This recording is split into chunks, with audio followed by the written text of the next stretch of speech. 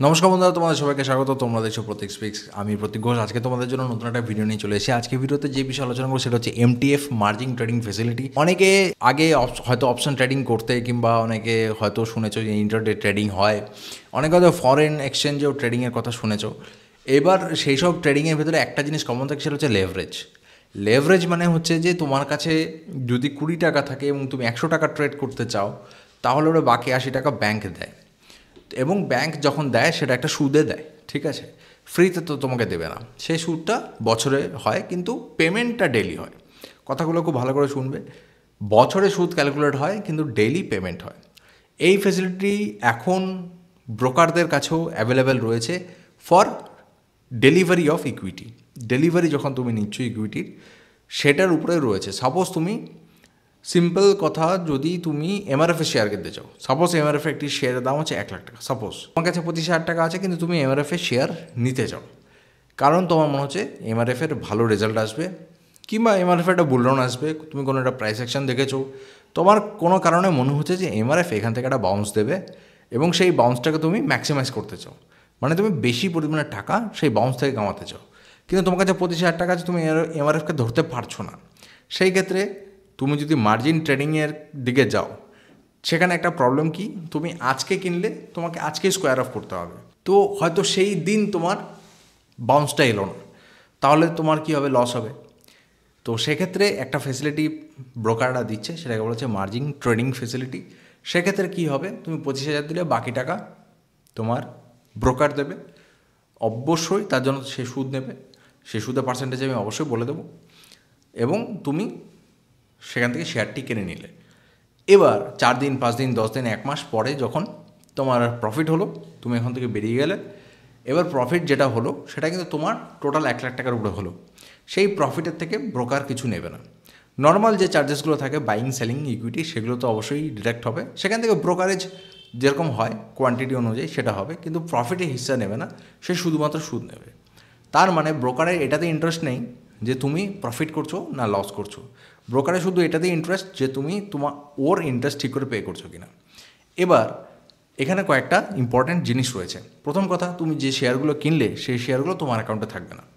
তোমার অ্যাকাউন্টে থাকবে না বলতে কি, তোমার ডিম্যাট অ্যাকাউন্টে থাকবে ঠিকই, কিন্তু সেগুলোকে প্লেজ করে দিতে হবে। প্লেজ করে দেওয়া মনে হচ্ছে বন্ধ করে খেয়ে দিতে হবে।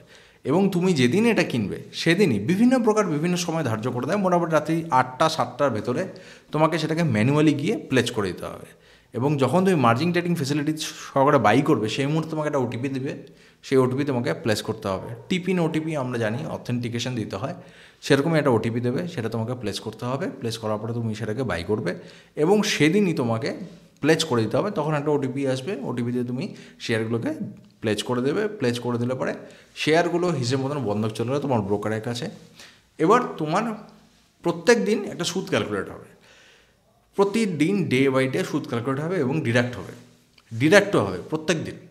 এবার এই জিনিসগুলো অনেকে বলে না, অনেকে এই জিনিসগুলোকে ইগনোর করে শুধুমাত্র পজিটিভ দিক দেখায়, কিন্তু এই চ্যানেল শুধুমাত্র পজিটিভ খবর দেওয়ার জন্য না, রিয়েল খবর দেওয়ার জন্য। এবার ব্যাপার হচ্ছে, তুমি যখন জিনিসটি বাই করলে, সাপোজ 1 লাখ টাকা বাই করলে, তার মধ্যে কত পার্সেন্ট সুদ দিতে হবে? দেখো, মোটামুটি 15.75 পার অ্যানাম তোমাকে সুদ দিতে হবে। যদি মোটামুটি হিসাব করি, তাহলে পরে তোমার দিনে প্রায় 0.4, যদি মোটামুটি দিনের একটা হিসাব করি, তাহলে তোমার মোটামুটি পড়ে যাবে হচ্ছে 0.049%। বিভিন্ন ব্রোকারই একটু এদিক ওদিক হতে পারে, অনেকে বেশি অ্যামাউন্টে, মানে 25 lakhs অ্যামাউন্টের উপরে, কেউ হয়তো 30 lakhs উপরে এই সুদটাকে একটু কমিয়ে দেয়। কীরকম? যেটা 15.75% অ্যানুয়ালি ছিল, সেটাকে প্রায় করে দেওয়া হচ্ছে 9.75% কিংবা 10%-এর কাছাকাছি। সেক্ষেত্রে তুমি একটু কম সুদ তোমার ক্যালকুলেট হবে।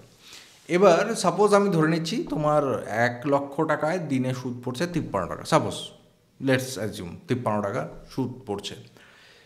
তুমি ট্রেড নিয়েছো 1 লক্ষ টাকার, তোমার কাছে তুমি লেভারেজ পেয়েছো, ধরো 25,000 ছিল, 4 গুণ লেভারেজ পেয়েছো, ফরেক্সে তুমি কিনেছো। কিনে নেওয়ার পরে এবার তোমার 53 টাকা করে পড়ছে, তো তোমার যে ব্যালেন্স থাকছে ডিম্যাট অ্যাকাউন্টে, সেখান থেকে ডিডাক্ট হতে থাকবে। এবার গল্পটা এখানে শেষ নয়। যদি তোমার শেয়ারটি ধীরে ধীরে ধীরে ধীরে উপরের দিকে যেতে শুরু করে, তাহলে তো কোনো প্রবলেম নেই, দ্যার ইজ নো প্রবলেম, ঠিক আছে? এই যখন সব কিছু ভালো থাকে তখন কোনো কিছু প্রবলেম হয় না। তখন তোমার শুধুমাত্র সুদটা দিনে কাটবে, তুমি দেখবে 53 টাকা করে কেটে যাচ্ছে। সেক্ষেত্রে তোমার কোনো প্রবলেমই হবে না। কিন্তু প্রবলেমটা কখন হবে, যখন সেই যে তোমার অ্যামাউন্টের টাকাটা যেটা তুমি ইনভেস্ট করেছো সেটা যখন উল্টো দিকে যাওয়া শুরু করবে, তখন প্রথম কথা একটা আনরিয়েলাইজড লস থাকবে তোমার ধরো দিনে 2000 টাকা লস রয়েছে, তবুও তোমার ইন্টারেস্ট কাটবে। এবার ধরো তোমার ট্রেডিং অ্যাকাউন্টে 1000 টাকা রয়েছে, এবার তোমার দিনের শেষে মার্জিন ট্রেডিংয়ের জন্য লস আনরিয়েলাইজড তুমি এখনও বুক করোনি 2000 টাকা, তোমার ওই 1000 টাকাটাকে ফ্রিজ করে দেবে। ঠিক আছে, ব্রোকার সেই 1000 টাকাটাকে ফ্রিজ করে দেবে, কারণ সে বলবে যে তোমার শর্টফল হয়ে গেছে 2000, তোমার 1000 টাকা ছিল তাই আমি এটা ফ্রিজ করে দিয়েছি এবং তোমার ওভারডিউ হবে, মানে হচ্ছে, তো তাড়াতাড়ি মেনটেন করো 1000 টাকা ট্রেডিং অ্যাকাউন্টে, কারণ ব্রোকার চায় না যে তার লস হোক। এবং যেহেতু অলরেডি 1000 টাকা নিয়ে নিয়েছে, তাহলে 53 টাকা কিন্তু আর কাটতে পারছে না, তাহলে পরে বলবে ওভারডিউ হলো। কি ওভারডিউ হলো? ইন্টারেস্ট ওভারডিউ হয়ে গেল। এবার ইন্টারেস্ট ওভারডিউ হওয়ার জন্য একটা চার্জ লাগিয়ে দিবে ও, তখন তোমাকে 24 পয়সা একটা কিংবা 25 পয়সা, মানে ওই যে অ্যামাউন্ট তার উপরে ও চার্জ নিচ্ছে, চার্জের উপরে চার্জ নিচ্ছে।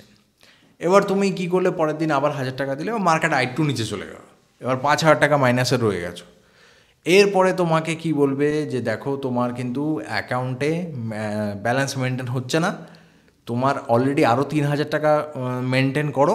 যদি তুমি মেনটেন না করো, তুমি যদি এই টাকাটা না দাও, মাইনাসে যদি তোমার অ্যাকাউন্ট যায়, তাহলে দুটো উপায় রয়েছে। এক, মার্কেট যদি উপরে চলে আসে তাহলে কিচ্ছু বলবে না, যতক্ষণ অবধি পজিটিভে থাকবে ততক্ষণ অবধি কিচ্ছু বলবে না। এক হচ্ছে এটা। দ্বিতীয়ত, যদি তুমি টাকা মেনটেনই না করো, ওখানে যদি টাকা নতুন করে না দাও, তাহলে পরে ও কী করবে, যত অ্যামাউন্টে লস হচ্ছে তত অ্যামাউন্টে যে ইকুইটি তুমি বাই করেছিলে, যেটা ও প্লেজ রেখেছিল, বিক্রি করবে।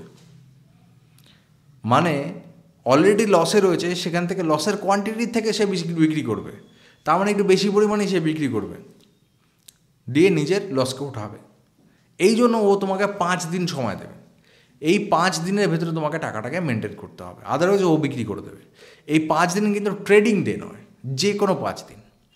তো সেই ক্ষেত্রে যদি এমটিএফ তুমি যদি কোনো ক্ষেত্রে মনে হয় যে আমি করব কিংবা করলে খুব ভালো হয় কিংবা করছি, সেই ক্ষেত্রে তুমি এই নেগেটিভ দিকটাও দেখে নেবে, কারণ নেগেটিভ দিকটাও হিউজ।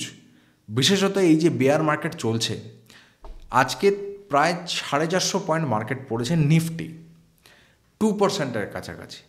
এরকম সিচুয়েশনে তুমি যদি এমটিএফ হোল্ড করো, তাহলে তোমার আনবিয়ারেবল লস হবে এবং তুমি এটাকে ক্যারি ওভার করতে পারবে না।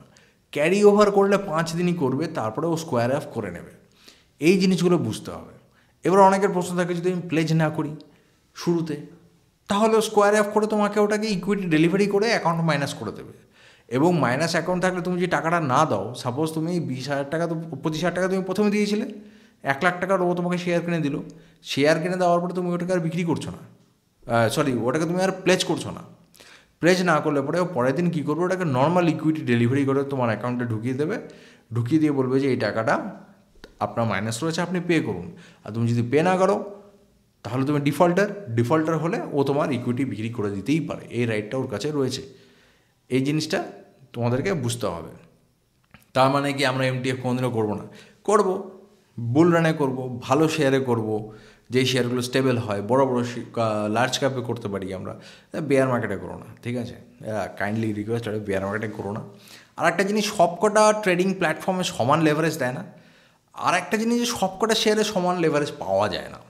কিছু শেয়ারে 2x পাবে, কিছুতে 2.5 পাবে, কিছু ব্রোকার আছে যে 2.5-এর বেশি দেয় না, কিছু ব্রোকার রয়েছে 4x দেয়, কিন্তু সব কটাতে 4x দেয় না। তো এটা ভ্যারি করে।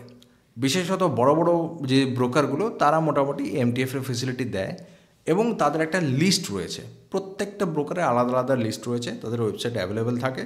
কিংবা তুমি যখন পার্টিকুলার শেয়ারটাকে কিনতে যখন যাও, সেখানে বাই অপশনের পরে দুটো অপশন থাকতে পারে। এক, হয়তো উপরে দেখলে এমটিএফ লেখা রয়েছে, কিংবা হয়তো দেখবে পে লেটার লেখা রয়েছে।